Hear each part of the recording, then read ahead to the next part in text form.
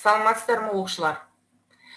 Бүгінгі қарастыратын тақырыбымыз сұйықтар мен газдардағы қысым Паскаль заңы. Сабағымыздың бүгінгі мақсаты сұйықтардағы гидростатикалық қысымның формуласын шығару және оны есепте шығаруда қолдану. Жалпы біз сіздермен заттың үш агрегатты күйі бар екендігін білеміз. Яғни олар қатты, сұйық және газ.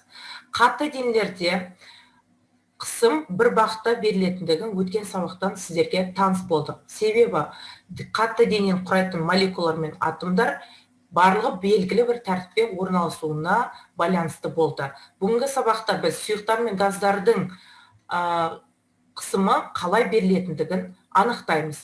Сұйықтар мен газдардағы молекулалар белгілі бір тәртіппен орналаспайтындықтан, сұйықтар мен газдар қысымда қатты дене сияқты бір бағытта емес, жан-жаққа бірдей таратады екен. Себебі оның газдағы және сұйықтағы молекулалар белгілі бір тәртіппен орналаспауына байланысты екен. Оны қалай дәлелдеуге болады? Бірнеше тәжірибелер арқылы дәлелдеуімізге болады екен. Сіздердің алдарыңызда Паскаль шары орналасқан. Осы Паскаль шарына егерде белгілі бір сұйықтықты, яғни суды құйып алып, және жоғарғы бөліктен төмен қарай сығатын болсақ, онда осы майда тесіктерден тұратын шардан жан-жаққа су бірдей бағытта атқылап шығады екен. Яғни бұл бізге Паскаль заңы дәлелдейді екен. Сонымен Паскаль заңы дегеніміз не? Яғни сұйыққа немесе газға түсірілген қысым барлық бағыт бойынша өзгеріссіз беріледі екен. Қазір сіздерге осы Паскаль заңын дәлелдейтін бірнеше демонстрациялық тәжірибелерді, яғни видео сабақтарды көрсеткім келіп отыр. Қарапайым тәжірибе жасаңыздар. Қолдарыңызға полиэтилен қалтаны киіп, су толтырылған ыдысқа батырыңыз. Сіздер қалтаның қолдарыңызға қатты жабысқанын көріп, сезіне аласыздар. Мұның себебі сұйыққа батырылған денеге, демек қалта ішіндегі қолыңызға қысым күші әсер етеді. Қысымның белгілі бағыты жоқтығына және сұйыққа батырылған денеге гидростатикалық қысым барлық жағынан бірдей әсер ететіндігіне көңіл аударыңыздар. Тең әсерлі күш сұйық қысымының P, сұйыққа батырылған дене бетінің S ауданына көбейтіндісіне тең.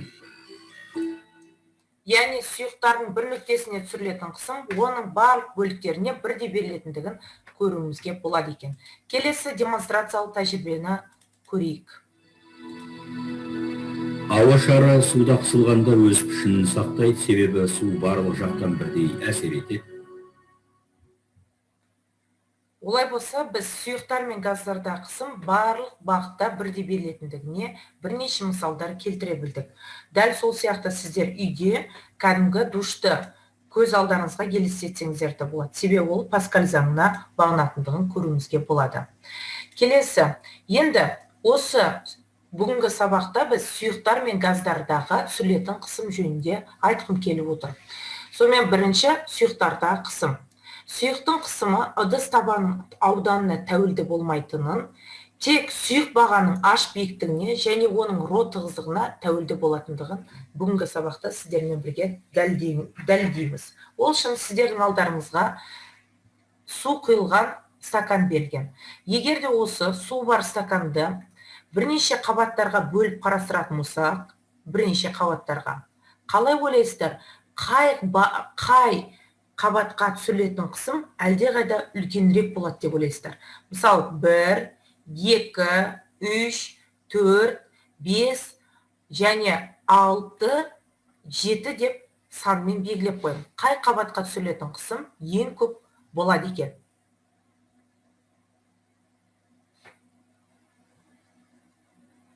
Әрине бізде қай қабатқа екен? Ең соңғы 7-ші қабатқа. Себебі барлық 6 қабаттың ауырлық күшінің әсерінен түсірілетін салмағы ең соңғы 7-ші қабатқа келіп түседі екен. Енді осы сұйықтардың, яғни судың, басқа сұйықтардың ыдыс түбіне түсірілетін қысымын тауып алу үшін біз ең алдымен алдыңғы формулаға сүйенеміз. Яғни естеріңізде болса, P тең F бөлінген S формуласы. Мұндағы F дегеніміз күш, S дегеніміз не болатын еді? Аудан. Яғни мынау бізде берілген ыдыстың табан ауданы. Келесі, ал жалпы судың биіктігін немесе есептің шартында тереңдік деп берілетін болса, оны біз А шартымен белгілейміз. Олай болса, формуланы ары қарай жазайық. Яғни F дегеніміз мұндағы ауырлық күші M көбейтілген G бөлінген S формуласына ие болады. Масса тең, естеріңізде болса, ол ρ көбейтілген V-ға тең. Және V дегеніміз бізде S көбейтілген H.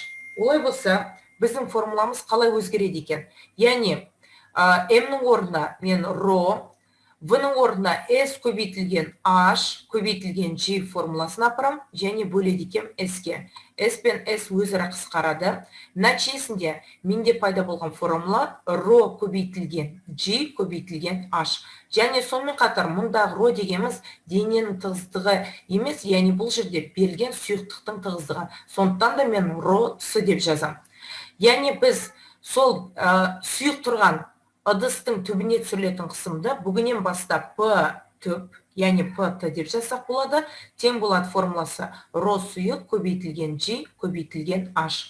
Бұл формуланы біз бір деп алайық. Енді бұл түбіне түсірілетін қысым.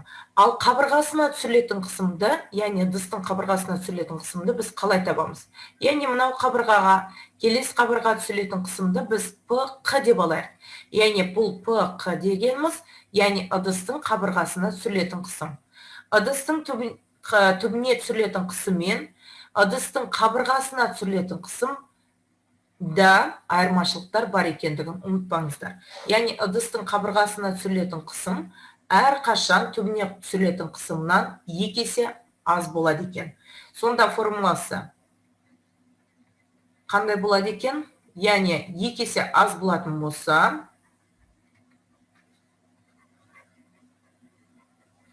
PQ, яғни ыдыстың қабырғасына түсірілетін қысым, тең болады ρ сұйық көбейтілген G көбейтілген H бөледі екенбіз қаншаға? 2-ке. Бұл формуланы біздің жағдайда 2-ке тең болады. Енді түбіне түсірілетін күшті табу үшін біз F түп деп алайық, яғни F-ті. Оның формуласын алдыңғы сабақтан білеміз, яғни P түп көбейтілген біздің жағдайда S. Яғни орнына апарып қоятын болсақ, ρ сұйық көбейтілген G көбейтілген H. Біздің жағдайда S түп дейді. S түбіміз бізде формула бойынша математикадан білесіздер, яғни дөңгелектің ауданы. Ал дөңгелектің ауданы формуласы бізде πr квадрат. Олай болса, π көбейтілген r квадрат деп алсақ болады. Мұндағы r дегеніміз мына ауданы, радиусы. Яғни көбейтілген π көбейтілген r квадрат деп ашып жазатын болса, бұл формуланы мен 3 деп алсам болады екен. Келесі, қабырғаға түсірілетінді табу үшін біз тура сондай F қабырға деп жазамыз, бірақ P қабырға көбейтілген S қабырға формуласымен табылады екен. Енді, егер де біз стаканды цилиндр деп есептейтін болсақ, онда біз қабырғаның ауданын табу үшін біз қандай формулаға сүйенеді екенбіз? Яғни ρ сұйық көбейтілген G көбейтілген H бөледі екенбіз 2-ке. Ал ауданды табу үшін цилиндрдің ауданы, яғни ол 2π мынау табанның ұзындығын көбейтеді екенбіз биіктікке. Сонда 2π көбейтілген r көбейтілген H. Бұл формуланы біз неше дейді екенбіз? 4 деп алады екенбіз. Сонымен бүгінгі сабақта біз түбіне түсірілетін қысымның неге тәуелді екендігін анықтадық. Яғни сұйық бағаның H биіктігіне және ол сол сұйықтың тығыздығына тәуелді болатындығын білдік. Сонымен қатар сұйықтың қысымы ыдыс табанының ауданына тәуелді болмайтындығын білдік. Ал енді қабырғаға түсірілетін қысым әрқашан түбіне түсірілетін қысымнан 2 есе аз болатындығын білдік. Сонымен қатар түбіне түсірілетін және қабырғаға түсірілетін қысым күштерінің формуласын біз не істедік? Таныстық. Олай болса, осы берілген формула бойынша сұрақтарыңыз бар ма?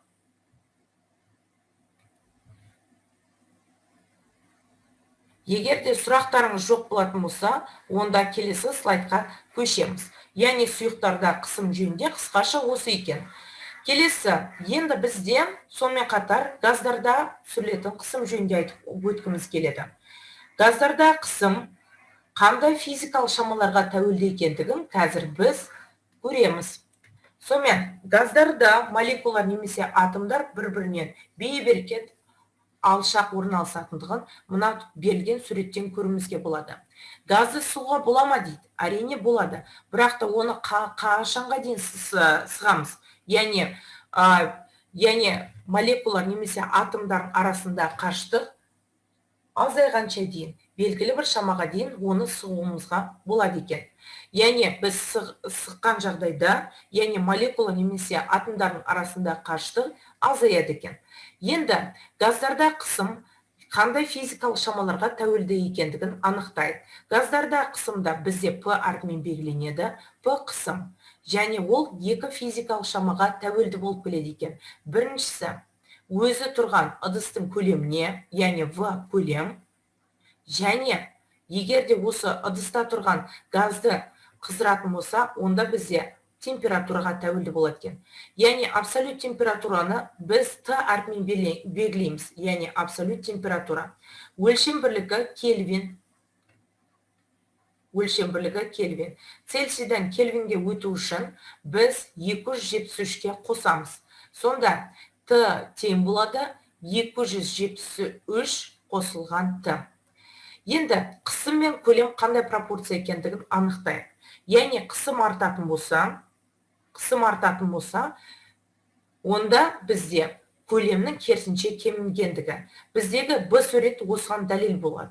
Яғни көлем біртіндеп азайып жатыр, төмен қарай сығылып атқан кезінде, есесіне бізде қысым көбейеді екен. Олай болса, қысым мен көлем бір-біріне кері пропорционал болғандықтан біз былай жазсақ болады екен.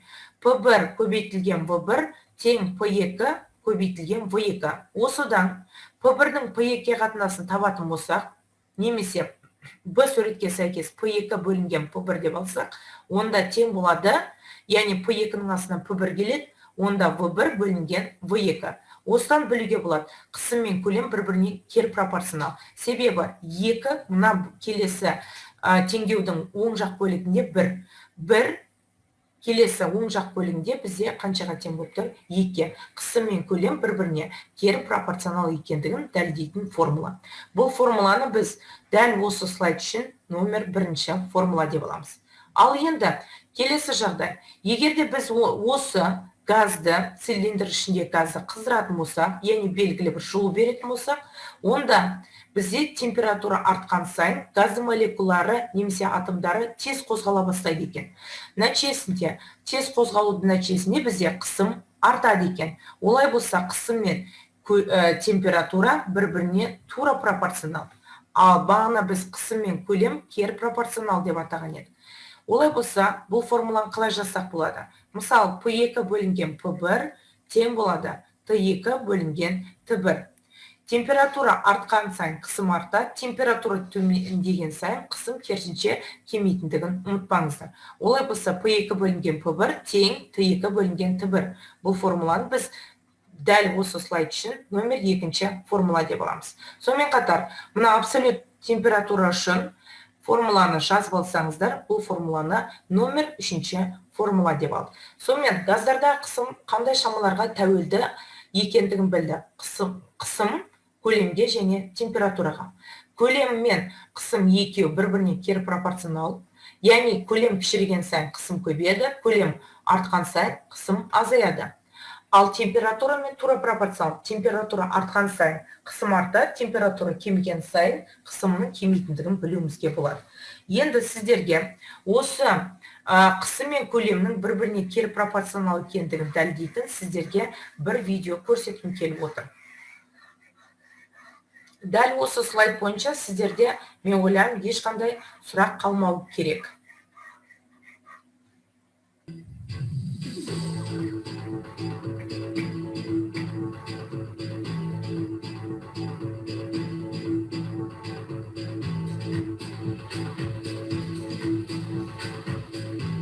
Шыны ыдыстың төменгі жағындағы тесіктен ауаны сору арқылы біз ауа шарының сыртындағы қысымды азайтамыз.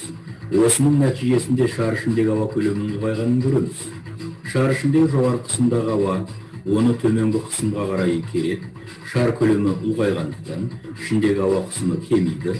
Шар көлемі сыртқы және ішкі қысымдар теңескенше ұлғая береді.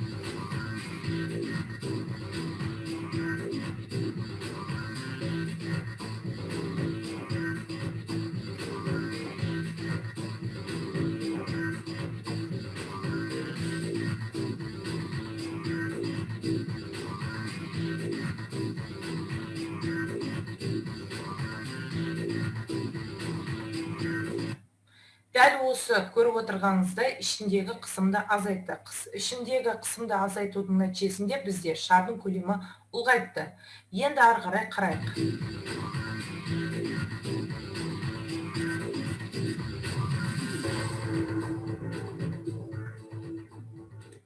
Көрдіңіздер ма? Егер де қайтадан осы шардың ішіндегі мынау тұрған ыдыстың ішінде қысымды көбейтетін болса, онда шар өзінен өзі жарылып кетеді. Себебі қысым мен көлем осыдан білуімізге болады, қандай екен? Кері пропорционал. Ал енді сіздерге көлем мен температура қандай пропорционал екендігін айтпаппыз. Яғни көлем мен температура бір-біріне тура пропорционал екендігін ұмытпаңыздар. Ал енді бүгінгі сабақты бекіту ретінде бірнеше есептер шығарайық. Жалпы сіздерге сұйықтың тығыздығы жөнінде енді ешқандай оны іздеп отырудың қажет жоқ. Арнайы кестеде сұйықтардың тығыздығы кестесінде, яғни 7-ші сынып оқулығының артқы бөлігінде сіздерде тығыздық берілген. Осы тығыздықты, яғни мысалы керосин болса керосин, су болса судың тығыздықтарын сол берілген кестеден алуларыңызға болады екен. Сонымен бірінші есеп, яғни берілгені биіктігі 25 см керосин қабаты ыдыс түбіне қандай қысым түсіреді дейді. Яғни биіктік немесе тереңдік беріледі деп жазылса, онда ол бізде H болады екен. Яғни 25 см. Керосин дейді. Керосиннің тығыздығы, егер кестеден көретін болсаңыздар, ол бізде 800 кг бөлінген метр куб. Енді табу керек бізге есептің шартына түбіне түсірілетін қысым, яғни P2, яғни P2-ті табамыз. Сантиметрді метрге айналдыру үшін әрине біз 100-ге бөлеміз. Сонда 100-ге бөлетін болсақ, ол бізде 0,125 метрге тең болады. P2-тің формуласы бүгінгі сабақта өттік, яғни P2 тең болады ρ сұйық көбейтілген G көбейтілген H. Енді апарып қояйық орнына. Яғни P2, яғни бізден сұйықтың тығыздығы керосин бұл жерде, ол 800 кг метр куб. Сонда 800 кг метр куб көбейтілген 10, 9,8 біз есеп шығару барысында 10 деп аламыз жуықтап, 10 ньютон бөлінген килограмм көбейтілген 0,25 метр. Сонда килограмм мен килограмм қысқарады. Бізде метр кубпен метр қысқарады біреу. Сонда бізде 8000 көбейтілген 0,25. 8000-ді 0,25-ке көбейтетін болсақ, бізде 4-тен 1-ге. Яғни бұл тең болады 2000 ньютон бөлінген метр квадрат. Ал ньютон метр квадрат бізде паскальға тең. Олай болса 2000 паскальға тең болады екен. 2000 паскальды килопаскальға айналдыру үшін біз мыңға бөлеміз. Сонда 2000 паскаль ол бізде 2 килопаскальға тең болады. Жауабы, яғни түбі не түсірілетін қысымның бізде 25 см керосин қабатының, яғни 2 килопаскаль.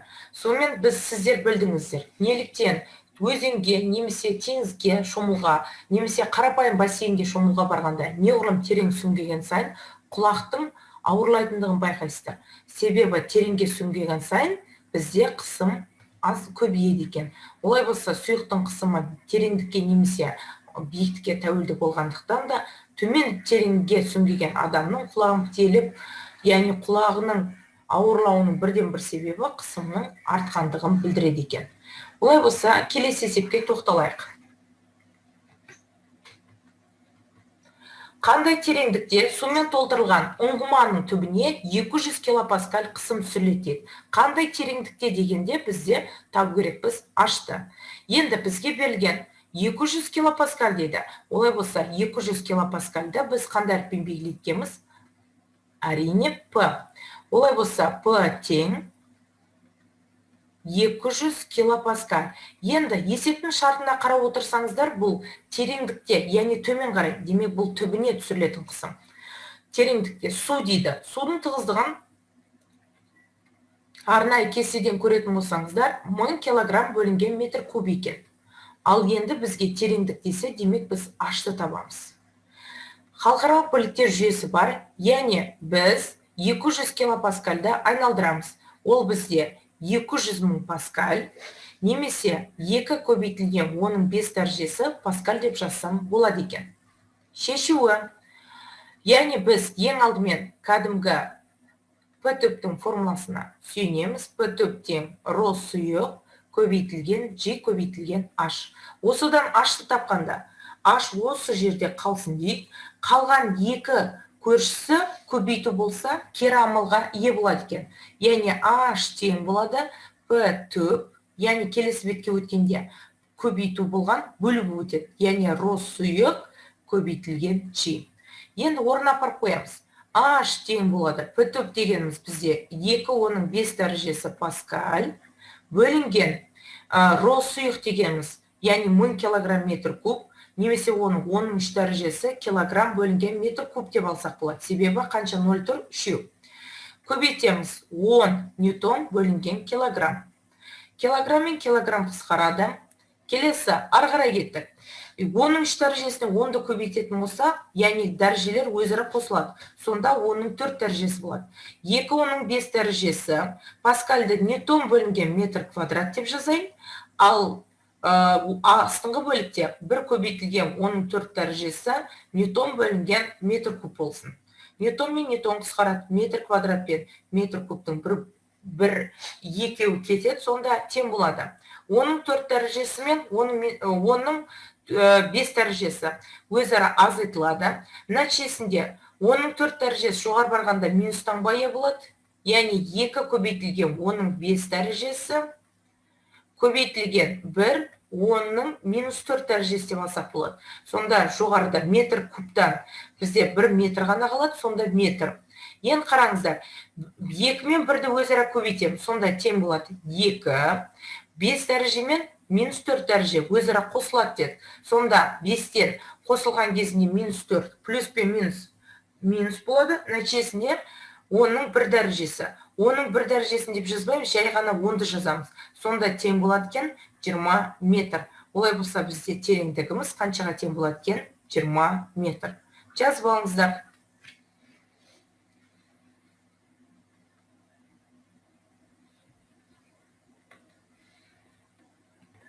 Осыдан кейін сіздерге есеп шығару әлдеқайда оңай болатындығына мен сенімдемін. Яғни сіздер бірге осылайша есептер шығаратын болсаңыздар, алдағы уақытта сіздердің алынбайтын қамалдарыңыз болмайтындығына 100% сенімдемін.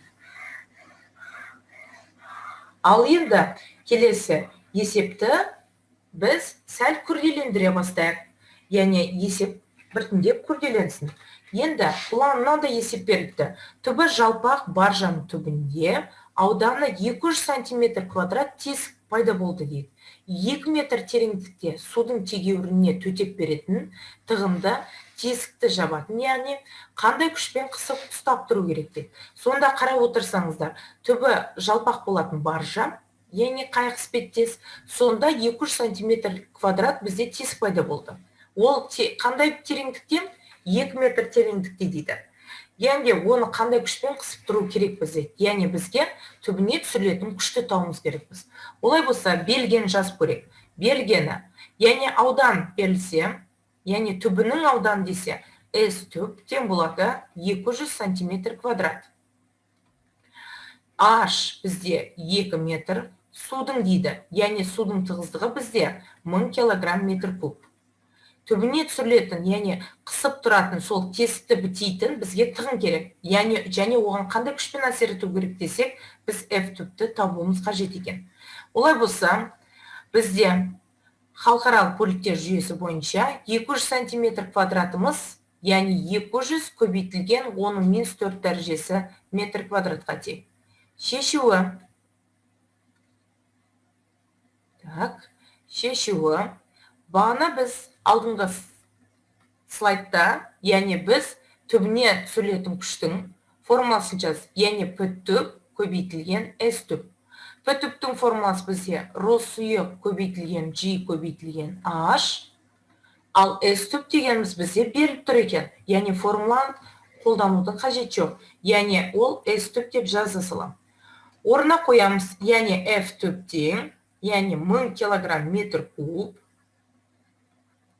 көбейтілген G 9,8, есеп шығару барысында 10 ньютон бөлінген килограмм деп алайық. Көбейтілген H 2 метр, және 200 көбейтілген 10⁻4 дәрежесі метр квадрат.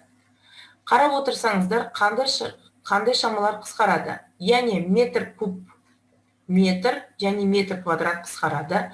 Килограмм мен килограмм қысқарады, сонда бізде бір ғана өлшем біліп қалды, яғни ньютон. F түп тең, яғни 1000-ды 10-ға көбейтетін болсақ, ол бізде 10.000 болады. Сонда 10.000 мен 10⁻4 дәрежесі өзара қысқарады. Сонда қалған шамалар бізде 2 және 200. Олай болса екеуін өзара көбейтетін болсақ, бізде 400 ньютон.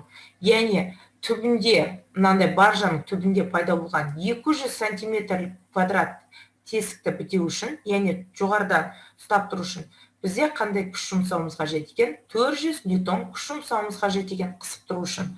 Жауабы, яғни F түп тең 400 ньютонға тең болды.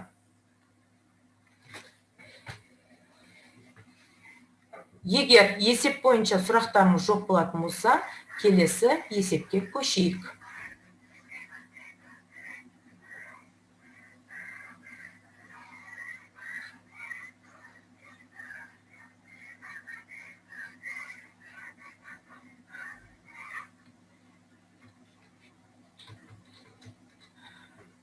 Енді біз бүгінгі сабақта қосымша күрделі есептер шығарып көрейік.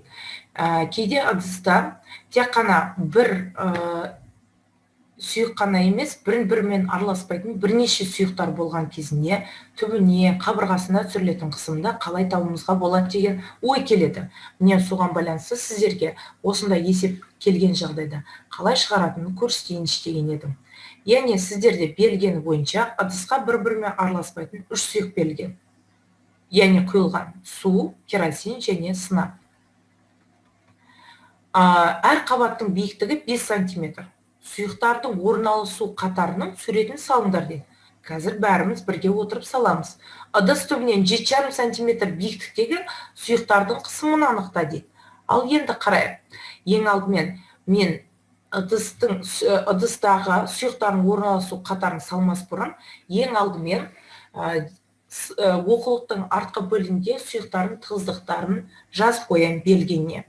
Яғни есептің шарты бойынша 3 қабаттың да биіктіктері бірдей, және ол бізде 5 сантиметрге тең екен.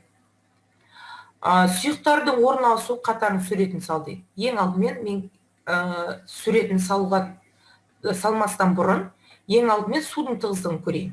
Яғни ол 1000 килограмм метр куб екен. Екіншісі, керосин дейді.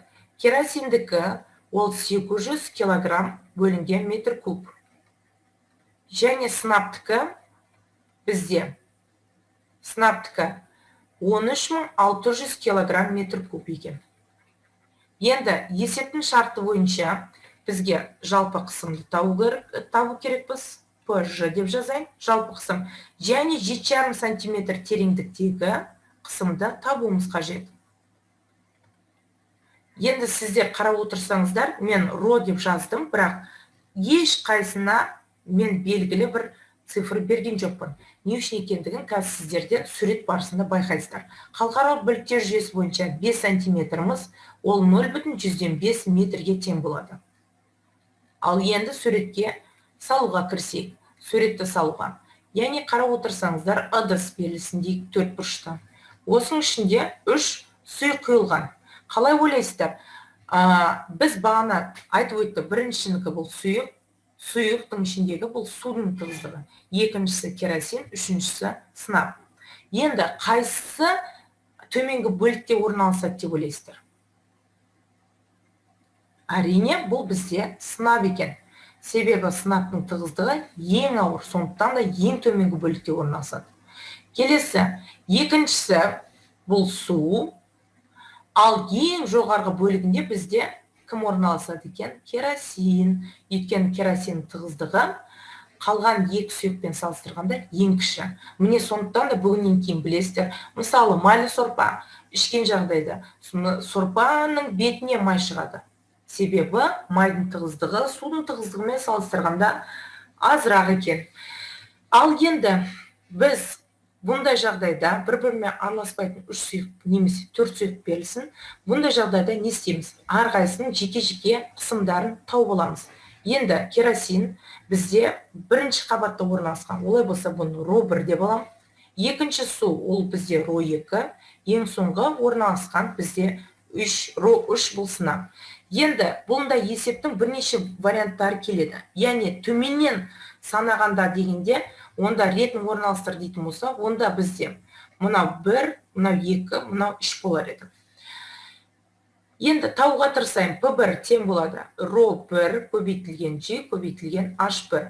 Орнына қоямыз. Яғни бізде ро1 800 кг метр куб көбейтілген 10 ньютон бөлінген килограмм және көбейтеді екенбіз 0,5-ке метрге.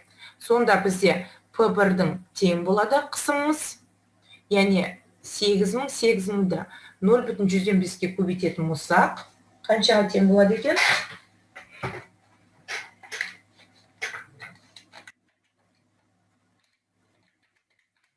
Ол бізде 400 паскальға тең екен. Енді келесі, яғни керосиннің түсіретін қысымы бізде 400 паскаль. P2 судкін табайық. ро2 көбейтілген G көбейтілген H2. Орнына қоямыз 1000 килограмм метр куб көбейтілген 10 ньютон бөлінген килограмм және көбейтеміз 0,5-ке. Сонда шығатын сан бізде 500 паскальға тең болады. Келесі, ары қарай P3 дегеніміз ол тең болады ро3 көбейтілген G көбейтілген H3. Яғни 13600 килограмм бөлінген метр куб көбейтеміз 10 ньютон бөлінген килограммға және көбейтеміз 0,5 метрге.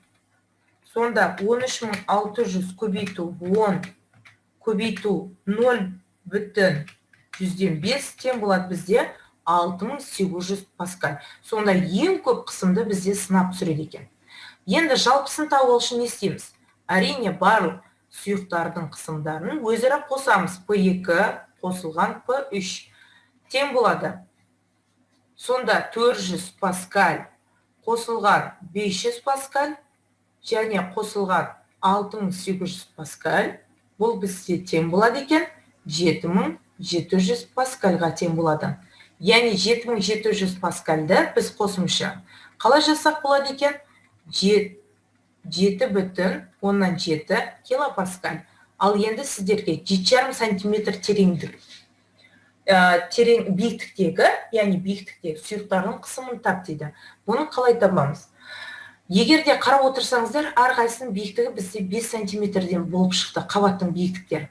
Сонда 5 сантиметр қосу 5 сантиметр және 5 сантиметр жалпы сұйықтардың биіктігі бізде 15 сантиметрге тең екендігін байқадыңыздар. Енді 7,5 сантиметр тереңдік дегеніміз дәл ортасындағы бөлік. Яғни 7,5. Біз қай бөліктен аламыз? Яғни жоғарыдан төменге қарай ма, әлде төменнен жоғарыға қарай бөлікті аламыз ба? Яғни бұл деген сөз керосин плюс судың жартысы алу мүмкін.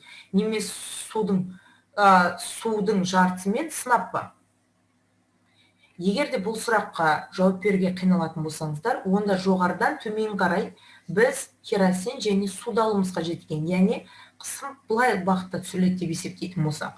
Онда 7,5 сантиметр тереңдік үшін бізде керосиннің жалпы қысымы және судың жартысының қысымы алынады. Олай болса 7,5 сантиметр деп қоя салам. Әрине ол 7,5 сантиметрдің ешқайсысын қолданылмаймын. Енді қараңыздар, сонда 5 сантиметр қосылған 2,5 сантиметрдегі қысымдар өзара қосылады. Яғни бұл деген сөз керосин қысымы менде P1, яғни бұл керосин. Және судың қысымы бізде 5 сантиметрге есептеліп, ол 500 паскаль. Сонда ол жартысы болғандықтан, себебі 7,5 сантиметр ғой. 5 сантиметр қосылған 2,5 сантиметр. Сонда ол тең болады екен бізде. P2 судың қысымының жартысы, яғни 2 бөлінсе, немесе 0,105-дің жартысын арқылы тапсаңыздар да болатын еді. Енді қосамыз, сонда 400 паскаль қосылған бізде 250 болады жартысы паскальдың. Екеуін қосқан жағдайда ол бізде тең болады екен 650 паскаль. Сонда қарап отырсаңыздар, біз белгілі бір тереңдікте қысымды тап дейтін болсам, біз сіздер төменгі бөліктен алмайсыздар, жоғарғы бөліктен төменгі қарай есептейді екенсіздер. Сонымен 7,5 сантиметр тереңдікте қысымыз бізде 650 паскальға тең болғандығын байқадық. Міне, бүгінгі сабақ бойынша бізде қысқаша осы. Сұрақтарыңыз болса, сіздер өздеріңіз арнайы чаттан сұрасаңыздар болады. Немесе комментарийға жазып жіберсеңіздер болады, қандай сұрақтар бойынша білгілеріңіз келетін болса, алдағы уақытта барлық сұрақтарыңызға жауап беруге міндетті түрде тырысамын. Және осы сұйықтарға байланысты алдағы уақытта бізде есептер шығару берілген. Мен ойлаймын, сұйықтардағы қысымдағы барлық есепті алдағы уақытта міндетті түрде сіздер шығарып маған көрсете аласыздар. Ал енді бүгінгі сабақта қосымша бекіту ретінде бірнеше сұрақтар көрсеттім. Заттың қандай күйінде оған түсірілетін қысым күштің әсер ету бағытымен беріледі. Әрине бұл бізде қатты күйінде екен. Қысым әсер ету бағытымен, күштің әсер ету бағытымен беріледі. Ал сұйықтар мен газдарда бүгінгі сабақтан бастап білдік. Яғни ол қандай бағытта болады екен? Барлық бағыттар бірдей беріледі. Демек қатты күй деп жауап береді екенбіз. Сіздерге келесі сұрақты қойғым келіп отыр. Яғни газы бар цилиндрдің ортасына жылжымалы поршень орнатылған. Дұрыс тұжырымды табыңдар. Поршеннің оң жағында және сол жағында газдың қысымы үлкен бар. Және үшіншісі поршеннің сол жағында және оң жағында газдың қысымы бірдей дейді. Осы тұжырымның қайсысы дұрыс деп қабылдайсыздар? Кім жауап береді? Бұл жағдайда сіздер міндетті түрде мына суретке назар аударсаңыздар. Поршень дәл ортасында орналасқан. Екі жаққа қарап отырсаңыздар, екеуінде арақашықтығы бірдей болып тұр. Олай болса, кім жауап береді? Поршеннің сол және оң жағындағы қысымы бірдей. Әрине дұрыс. Себебі қарап отырсаңыздар, екі жақтан поршеннің арақашықтығы бірдей екен. Олай болса, көлемдер бірдей, газдың қысымдары бірдей болып тұр. Дұрыс айтасыздар. Келесі, баллоннан газдың жартысын шығарып тастады дейді. Баллондағы газдың қысымы қалай өзгереді? Өзгере ме, әлде өзгермей ме? Газдың жартысын шығарып тастайтын болса. Баллондағы газдың қысымы, егерде жартысын шығарып тастайтын болса, яғни бізде масса азаяды. Масса азаятын болса, демекте қысым мен масса тура пропорционал болғандықтан, әрине біздің қысымда не істейді екен? Азаяды. Осыны ұмытпаңыздар. Егер жартысын шығарып тастайтын болсақ, демекте бізде қысымыз қанша есе азаяды екен? Әрине 2 есе азаяды. Сонда P1 бөлінген P2 тең M1 бөлінген M2 болса, бұл тең болады екен 2 есе азаяды. Яғни қанша есе азаяды дейтін болса, біз 2 есе азаяды деп жауап береміз. Сонымен біз заттың қандай күйінде оған түсірілетін қысым күштің әсер ету бағытын білдік, яғни қатты күй. Поршеннің сол жақ оң жағында газдың қысымы бірдей болатындығын және массамен тура пропорционал екендігін білдік. Газдың қысымы қалай өзгереді дегенде, әрине өзгереді, яғни кемеді деп жауап береміз. Осымен бүгінгі сабағымыз аяқталды. Сау болыңыздар.